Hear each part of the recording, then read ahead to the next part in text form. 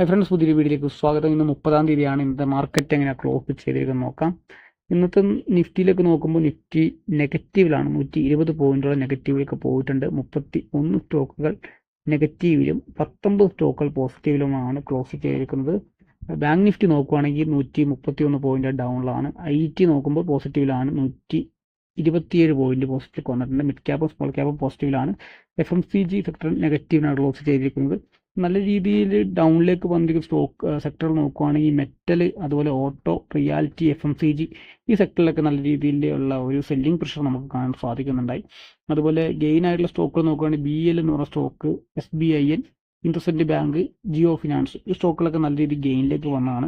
അതുപോലെ Kodak, Tata consumer, axis ഈ സ്റ്റോക്കുകളൊക്കെ നെഗറ്റീവിലേക്ക് വന്നിട്ടുള്ളതാണ്. PSU ബാങ്ക് സ്റ്റോക്കുകളൊക്കെ നല്ല രീതിയിൽ അപ്മൂവ്മെൻ്റ് ആണ് കാണിക്കേണ്ടായത്. ഫിനാൻസ് മന്ത്രാലയത്തിൻ്റെ ഒരു നിർദ്ദേശം വരികയുണ്ടായി. സബ്സിഡിയുടെ ഓഹരി വിൽപ്പന മുഖാന്തരമോ അല്ലെങ്കിൽ IPO മുഖാന്തരമോ മൂലധന സമാഹരണത്തിന് ഒരു നിർദ്ദേശം ഉണ്ടായി. അതുകൊണ്ടാണ് ഈ സ്റ്റോക്കുകളൊക്കെ പോസിറ്റീവിലേക്ക് വന്നിട്ടുള്ളത്. നമുക്ക് സ്റ്റോക്കുകളൊക്കെ നോക്കിക്കഴിഞ്ഞാൽ അറിയാൻ സാധിക്കും നല്ല രീതിയിലുള്ള പോസിറ്റീവിലേക്ക് വന്നിട്ടുണ്ട്. അപ്പോൾ നോക്കുവാണെങ്കിൽ നമുക്ക് കോൾ ഇന്ത്യ, അതുപോലെ കൊഡാക് ബാങ്ക് നെഗറ്റീവിലാണ് നിൽക്കുന്നത്. ഈ ഫെഡറൽ ബാങ്ക് പോസിറ്റീവിലേക്ക് വന്നിട്ടുണ്ട്. L&T പോസിറ്റീവിലാണ്. FSCT 3 രൂപയോളം പോസിറ്റീവ് വന്നിട്ടുണ്ട്.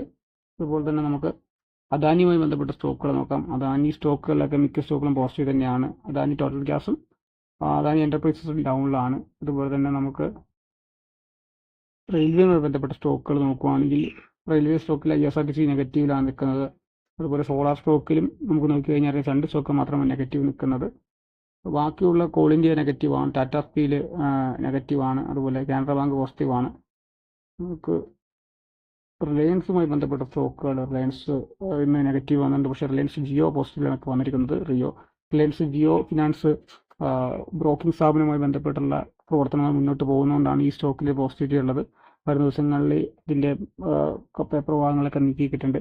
അപ്പോൾ തീർച്ചയായിട്ടും ഇനി റിലയൻസ് ജിയോയുടെ ഒരു ബ്രോക്കിംഗ് അല്ലെങ്കിൽ മ്യൂച്വൽ ഫണ്ട് മേഖലയിലേക്ക് അവർ കടന്നു കയറുമ്പോൾ അവിടെ ഒരു വലിയ രീതിയിലൊരു മാറ്റം കൊണ്ടുവരാൻ നോക്കും.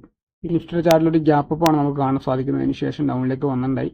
നമ്മൾ 25,538 ഒരു റീടെസ്റ്റ് എടുത്തിട്ട് മുകളിലേക്ക് പോകുമെന്ന് വിചാരിച്ചു. പക്ഷെ പോയി അവിടെ നിന്ന് വലിയ രീതിയിൽ മുകളിലേക്ക് പോയില്ല. വീണ്ടും അവിടെ നിന്ന് 25,600 ടച്ച് ചെയ്ത് താഴത്തേക്ക് വന്ന് 25,477 എന്ന് പറഞ്ഞ മേഖലയിലാണ് വീണ്ടും ടെസ്റ്റ് ചെയ്തിട്ട് മുകളിലേക്ക് പോയിട്ടുള്ളത്. കണ്ടിന്യൂസ് ആയിട്ടുള്ള ഡൗൺ തന്നെയായിരുന്നു. അപ്പം ഇന്ന് മാർക്കറ്റ് നമുക്ക് കാണാൻ സാധിക്കുന്നത്. നാളത്തെ മാർക്കറ്റ് ലെവൽ എന്ന് പറയുമ്പോൾ തീർച്ചയായിട്ടും ഈ 25,600 ഒരു പ്രധാനമായിട്ട് റെസിസ്റ്റൻസ് ആയി ആക്ട് ചെയ്യും.